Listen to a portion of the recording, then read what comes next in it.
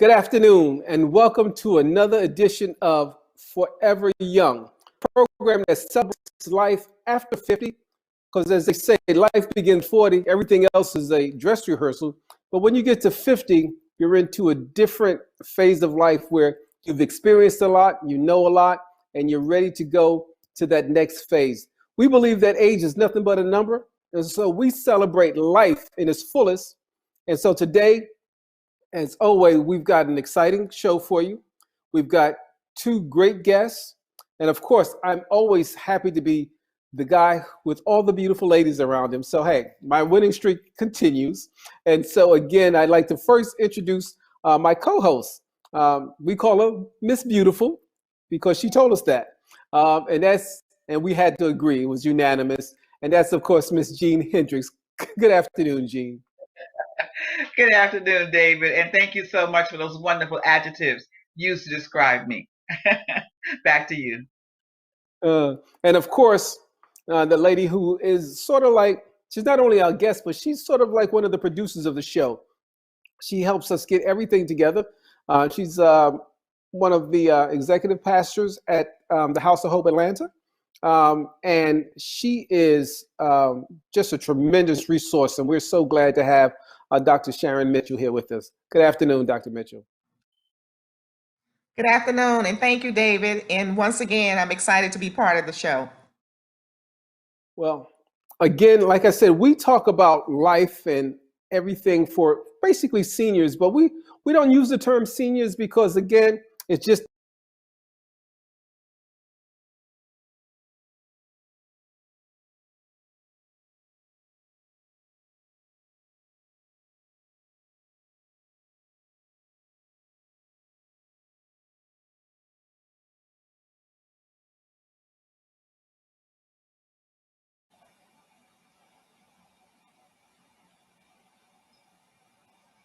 your life. And so one of the things that we do with this program is we like to bring each week to you people who can provide that enrichment. And so today we've got two young ladies here, and we'd love to introduce you to them. They're from the Jewish Family and Career Services of Atlanta. Our first guest is Ms. Terry Barnoff. She's the Chief Executive Officer. Terry, welcome to the show. Thank you. It's really wonderful to be with you today. And I guess I got your name right. I didn't want to get it wrong. You did it. Okay, great. And then our other guest is Ms. Vera Golden. She's the Director of Grants and Measurement. And she began her nonprofit career back in 1988. So, in 1998, should I say. So we'd like to welcome Vera to the program. Thank you. Thanks for having me. Glad to be here. Well, before we get started, each week, which has become a custom here on Forever Young, Jean Hendricks always has a poem or something that kind of sets the stage, that kind of gives us some kind of a tone for the show. So, Jean, I know you've got another gem for us this week. Yes, I do, David. And this one is entitled, believe it or not, Social Services. And it says, I speak for myself alone and shall refer to remain silent and calm, with no role to harm. Even if I'm not powerful, I stay an individual with extraordinary qualities and special to play for humanity. Since I have preferred social services, I shall render promises for poor and downtrodden. We should always see prosperity in the laden land. Back to you, David. Okay, again, so right, that's what we're talking about, social services. Let me tell you a little bit about our guest. Terry, as I introduced formally, she is the former business executive and elected official from Minnesota. So she was a state senator from 2005 to 2016, and she served as the chair of the Minnesota Senate Higher Education and Workforce Development Committee and championed legislation to create Minnesota Pipeline, a project which expands dual training and apprenticeships programs in Minnesota. And she'll tell us more about that. So, and Vera, as I stated earlier, began her career, nonprofit career in 1998 as the co-founder and assistant director of Youth Elements of Success, the acronym being YES. and it's a highly effective nonprofit organization that develop programs and strategies that successfully address the myriad of barriers to academic and employment success for at-risk youth. So these ladies have both been in the public realm providing services. And one thing that I've learned through my career, you can start a service in one area, but usually you learn skill sets that are transferable to another. So now we're at the Jewish Foundation, should I say, Jewish Families and Career Services of Atlanta. So let me start off by asking, first of all,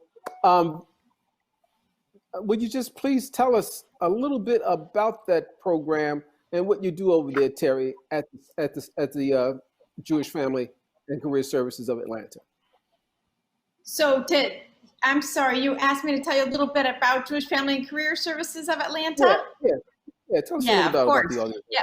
So it's interesting because you hear the name and you might think that our services really are just for people who are Jewish, but in fact, that is not the case. So Jewish Family and Career Services is an organization that has been around for over 100 years, and we serve not just the Jewish community, but the broader community. And we focus on ways to lift people up, to remove obstacles. We're about making hope and opportunity happen is a short kind of snapshot of what it is that we do. But really our mission is to make sure that those we touch are able to live to their full potential. And so anything that might be a barrier, whether that's food, whether that's emergency financial assistance, whether it's having sound mental health, whatever the obstacle is, but before that person's experience of full potential and self-sufficiency is what we tackle. Very good. Okay. Very good. Okay. Well, that's David, good. Now, I think go ahead. go ahead. No, I was going to ask Vera the next question, but you go ahead.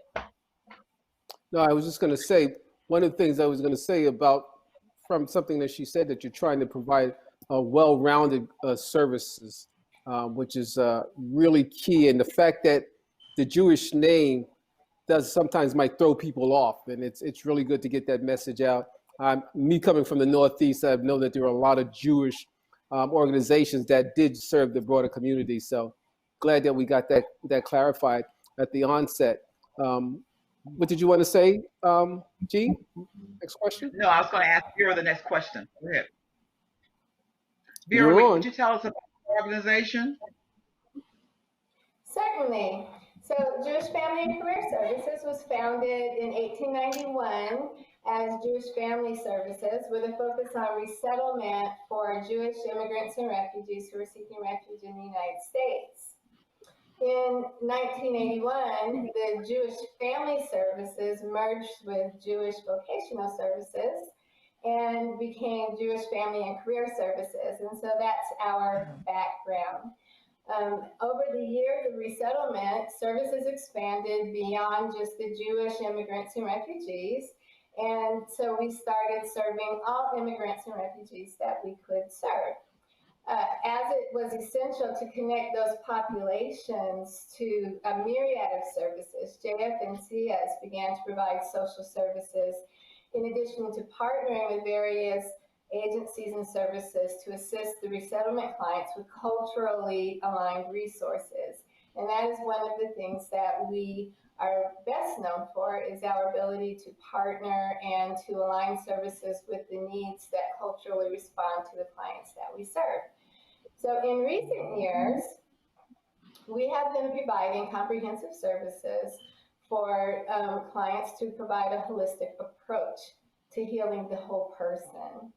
Our service areas include older adult services, counseling services, career services, services for individuals with intellectual and developmental disabilities, and then we also have the Ben Massell Dental Clinic.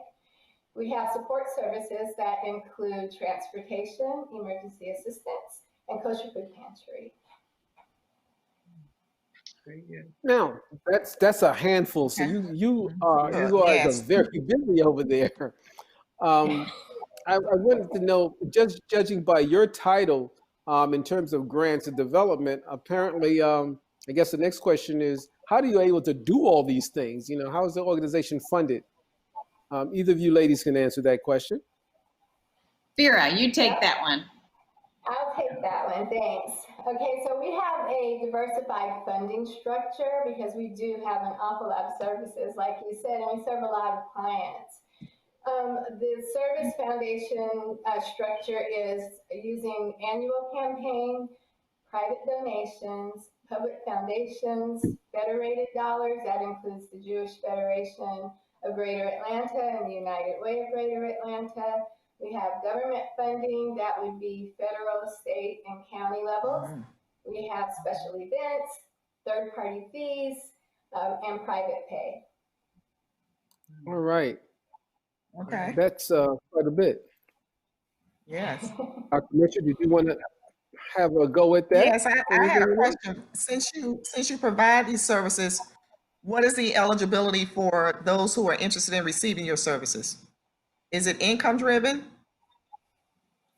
So because we have a variety of funding sources, we have a variety of eligibility. That just comes with grants and funding sources. So the eligibility requirements, we try to make every effort to serve everyone who comes to receive a service. Being grant funded though, we have other restrictions sometimes that we have to respond to. And those are not limited to, but they are most commonly the age range. If we're serving older adults, sometimes, you know, there's different ages that define older adults. Depends on who the funder is. You can be 55, you can be 60, 62, 65. And so that's one of the things. Household income is a consideration, especially for government grants, county of residence, for grants that might come from the counties, insurance status, citizenship status. And then if you're Jewish or not sometimes, because there is funding that's designated specifically to services that are priorities in the Jewish community. Okay. So, and if I Thank might you. just add to that, so as Vera mentioned, there are some programs that serve just the Jewish community, but then we also have a program that we haven't yet mentioned. That's the Ben Massell Dental Clinic. And the Ben Massell Dental Clinic is over on the west side. It's off 14th Street. And that clinic provides charity dental care completely based on income levels. So those who are low income, they can receive, you know, preventative checkups. They can have oral surgery, Wow. we do orthodontia, just complete, broad, comprehensive dental care. We use volunteer dentists from the community, and we have state-of-the-art equipment. And then we have dental hygienists that actually serve those volunteer dentists who are part of our team. In addition to providing the dental care, we have wraparound support in social services. So we have a case manager, a social worker. And during this time of COVID, we're actually pivoting to make sure that given that we can't do the same amount of dental care during this time, we're making sure that we serve holistically that community. So what raise unrestricted funding as well, so that we can support the needs of people without having to go through any type of eligibility requirement whenever we can. what precautions are you taking now during the COVID-19 as you serve your clients? So it's very different depending on the service area. That's a great question, Jean. So for example, we have 7 residential homes where we house adults with developmental disabilities. And so we're doing that whether we're in COVID times or not. So we have to be so very careful. We're making sure that our staff always wears PPE, that they take precautions and make sure they haven't been exposed to somebody who has COVID. If they have any symptoms, they don't come, they get tested. And we can say, which is really a blessing, is that we have not yet had a COVID case since this began among the residents of our 7 homes. And we don't take this for granted. It could happen on any day, but that's one example. But then there are other things. So for example, our food pantry, that's still open, and we take great precautions about, you know, when those people come to pick up, when we have food delivered. We have healthy, safe distance processes and protocols in place. But our regular day-to-day work, we're not doing in person. The regular day-to-day work we have shifted to virtually, and we're doing that to keep the health and safety of both our staff, our clients, and the community as our top priority. Right. Very good. Thank you. If you're just tuning in, you're tuning in to Hope TV. You're looking at Forever Young, and today we're talking about senior services and enriching their lives through social services. And we're talking with Terry Bonner, along with Vera Golden from the Jewish Family and Career Services of Atlanta, giving us some really great information about the services that they've been providing. You know, I had a question that I wanted to pose to you. What message have you learned with in the nonprofit in this giving kind of environment? It takes, first of all, it takes your staff. Is it volunteer staff or is it employed staff? And how do people come to be a part of what you're doing? Well, so we have approximately 200 staff. That includes full-time and part-time. And so if we look at it from the staff perspective, we made a decision early on that we knew we were going to be called upon to serve in ways we couldn't dream of.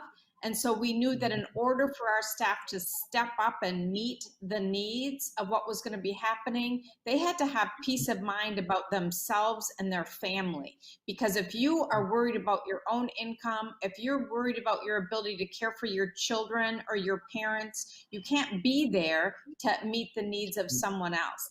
And so early on, we as a management team stated that everybody would keep their jobs and everybody would keep their wages intact, and that they would have a choice. They'd have a choice about coming to work. If they had to take care of their children, they could make that choice, and that we would work around that. And I think you really saw that when you take those things off the table, people really step up and they deliver beyond what you ever could have thought. And so I have been just in awe of our team and watching them deliver services in this way. It's not easy. Today, I had the occasion to have a conversation with all of our clinicians who are providing mental health support, and they shared about how hard it is to go hour after hour after hour providing that kind of care. So that was an important lesson that I learned, is you tell your family of workers that they're going to be taken care of, and then they have room to take care of others. That's a great philosophy. And anybody who's watching that's a really great philosophy. Yes. And that's for any business, for any establishment. I think when you take care of your workforce, they can produce, they can Absolutely. provide better services, because they are, as you said, if they're not concerned about their own families, then they are in a better position to provide the services that you guys. Now, you guys said you had 7 houses. Tell us about that, because that's a lot. You just gave us the stats on how many employees. So does each house, where they're located, different services? How does that work infrastructurally? Go ahead, Vera. So the houses that we have are for our clients who have intellectual and developmental disabilities, and those are houses where they are able to reside and they learn independent living skills. They're in different parts of the metro, and those are clients who are just treasured during this COVID-19. They have had different type of instruction and activity. These clients typically come to our agency.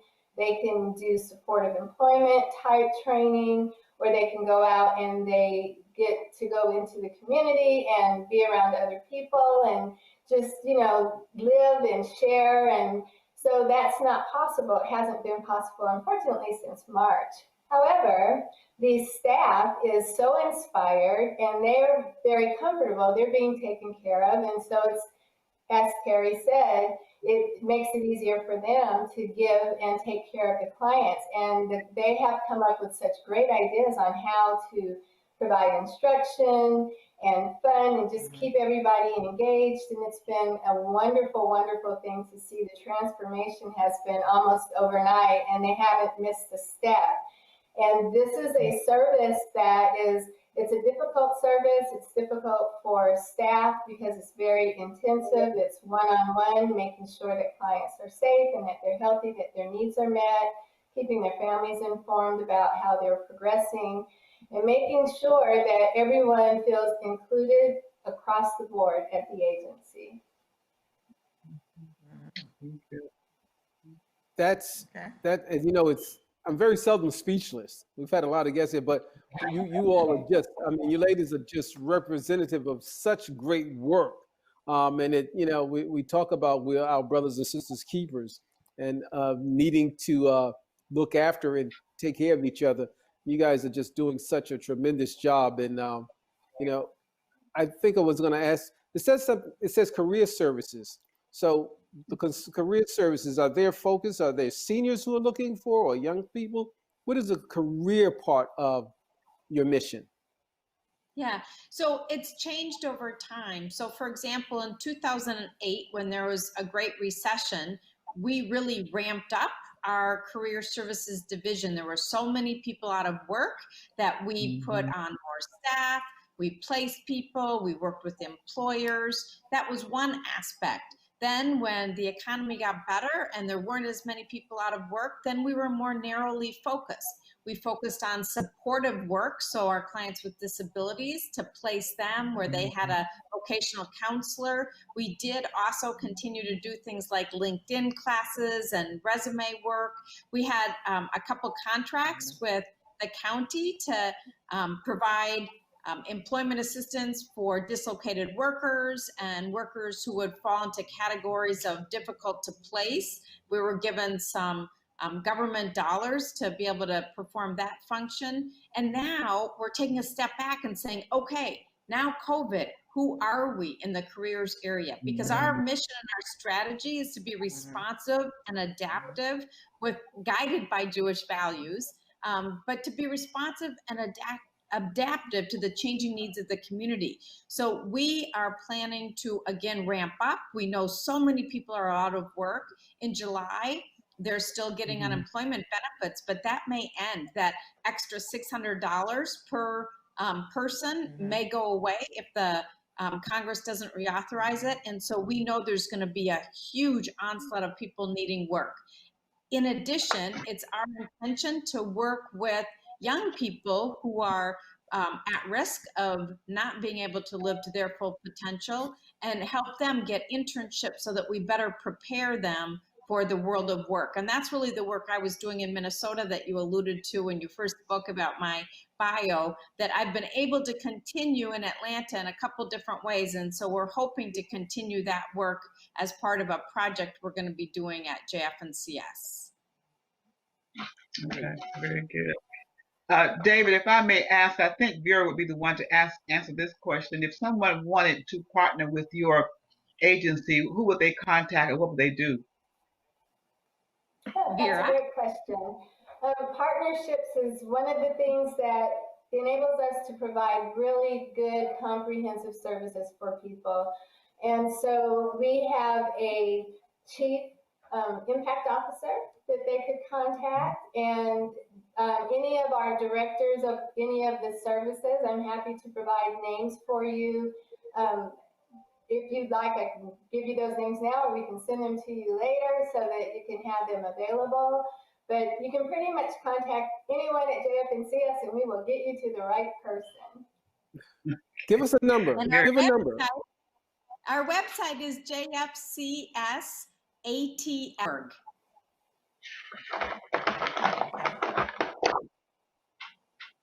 Okay, thank you. So David, I have a question along that lines. If I was in need of your services, what do I need to do if I wanted to manage of the mental health services or food services? How do I get in touch with you? Yeah, so we have phone numbers for each of our service areas. We have an intake line that's strictly for those who want clinical mental health support. We have another intake line that's for emergency financial assistance or food pantry. And we have a basic number that a receptionist answers during the working hours, but then we have after hours call as well, so that we'll direct you to the right place. It's a concierge approach. You call us and we'll make sure you get to the right place. And we're going to provide the whole list so that you can provide your viewers following this conversation a list of good phone numbers. Okay, very good. I'm a little concerned Excellent. though. I'm concerned because Dr. Mitchell never talked about mental health until she started working with Gene and myself. So I'm kind of concerned about that. Listen, Are we driving you a crazy? mental health need. Yes, Mental yes. health is not a stigma. Good We point, all very good. could use mental health Yes. support. Yes, But yes, you know, yes. that is a very important service now, because one of the Yes. things that I do when I'm not doing this, I'm a program a radio station. And one of the things that we're getting a lot of information and a lot of inquiries about people because of mental health, depression during this whole COVID time. So, you know, that need for that service is really, really Right. valuable, because people are having difficulty coping with maybe they're having problem being in those close confines with people that they say they love, but they find out they may not like them as much some days.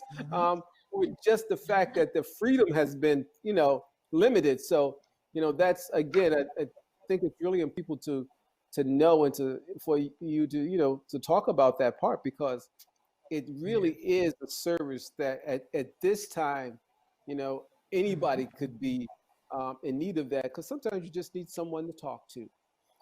So again, you all have such a great amount of services. Again, if you're just tuning in, we're talking to Miss Vera Golden, along with Terry Bonner from the Jewish Center for Social Services. We're talking about social services, and there's the Jewish Family and Career Services of Atlanta. JFNCS is how they go by. And you know, this has been such a great conversation. And of course, you know, we never get enough time to talk about all the things that we'd like to, but I would like to take this opportunity for you each to tell us something. If you want to wrap it up and put it in the bowl, tell us something about the organization and that our listeners need to know, or if you've got a message that you want to get out to our viewers, because we are this is a global, but we're in a global city, a global platform. So this is an opportunity, free advertising. Well, thank you. And I'll let Vera close with that message, because I wanted to share something else, and I'm glad you gave us the opportunity to do that. So, you know, as I talked about, that the first thing we wanted to do is make sure that the staff knew that they were safe from an economic and a care perspective.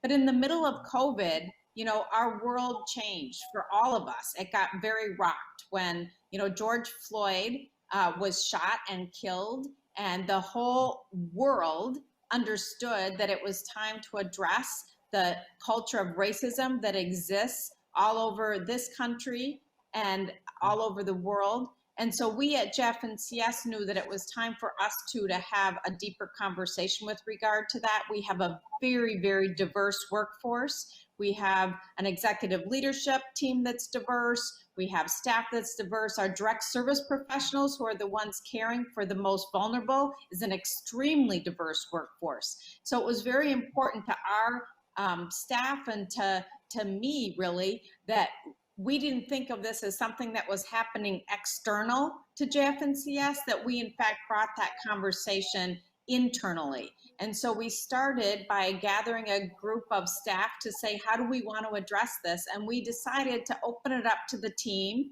and invite people to share about their personal stories and just what it's been like in their own life as they've confronted some of these things. And actually, Vera was one of the people who shared personally. So we had several people do personal sharing, and then we got into small Zoom groups that were facilitated by volunteers from our staff, and we had deeper conversations. And that was about 2 weeks ago. That took place it took an hour and a half to do. We're going to do another conversation on Wednesday, and we'll continue that. And really, it is our intention to then come back as a staff and say, what actions are we going to take in furtherance of our commitment to have a culture that is inclusive, is based on equity, equality, respect, understanding that we all believed we had that, but knowing it's never really all that. And so we're going to do that, and then we're going to pivot and say, who can JF&CS be for the broader community? How can we help?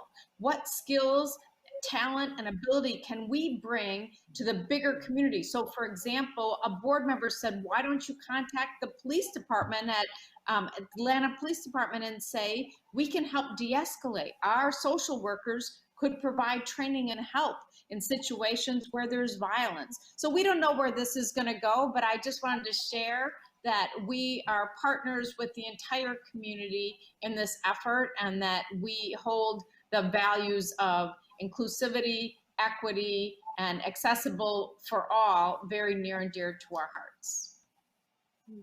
Thank you so much for that. That's something that's really needed. So we hope that you are successful, and then let us know if there's anything we can do to assist in that. Now, Vera, you wanted to, she pitched it to you. I just caught it. Now I'm passing it back to you. Thank you. I think the best message is that JF&CS is a family, and that is why we are able to bring people into our workforce, our services, and be a part of our family. The agency is open to everyone. We are happy to help. We are so excited to be a part of the community, both the Jewish and the broader community. We listen to what people are telling us about our services. We collect data to make sure that we're providing services that meet the needs of the people that we're serving. People bring us needs that we don't even know about. We're very much a community organization. We love our clients, and we are ready to go. Whenever there is an issue, if there's something we can do, even if it's just to bring awareness so that it can be addressed, if it's a partnership that we can develop, if we can get a safety net together, we're all about making sure that everyone can live to their fullest potential, and that everyone has access to hope and opportunity for a more fruitful and just a life that they can enjoy and pass on generation to generation. Very good. All right. Dean, anything you want to wrap up with before we close out the show? No, just to say to those beautiful ladies how much information they have shared with us. And I have learned also about their organization and what it offers to our community. I've learned quite a bit. Thank you both so much for being with us, and look forward to learning more about the information that you will send to us, the phone number and pamphlets, whatever you have available that we can use within our own ministry. We would love to have that. Thank you for again. having us as your guests. Thank you so much. Dr. Mitchell, anything that you'd like to say before we put a bow on this one? Just wanted to share with the ladies that we certainly will be passing their information on to our congregation, and for everyone who's listening, that there is help out there, and we believe that this is one of those organizations that we can partner with and take advantage of and help people in the community. So thank you again for all the work that you do. Thank you. Well, thank you once again. I'm going to echo what my two lovely co-hosts said. Again, Terry and Vera, we want to thank you so much for taking the time to be with us here today on Hope TV Forever Young. We thank you for the work that you're doing on behalf of not just seniors, but the community as a whole.